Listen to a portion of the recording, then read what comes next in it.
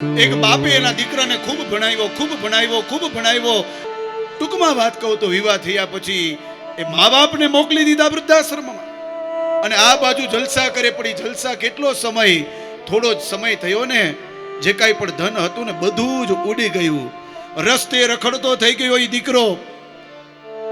પણ મજાની વાત હવે છે કે આ વાતની ખબર એના બાપને પડી, જે વૃદ્ધાશ્રમમાં હતો. એ વૃદ્ધાશ્રમમાંથી નીકળીને એના દીકરાને શોધવા લાગ્યો. શોધતા એ દીકરો એક જગ્યાએ ભીખ માંગી રહ્યો હતો ને એને બાપ એની પાસે ગયો અને કહે, બેટા આ તું ભીખ માંગસ? આટલું બધું તને દુઃખ છે છતાં પણ તું મને કહેતો નથી. તારે મને કહેવું જોઈએ બેટા.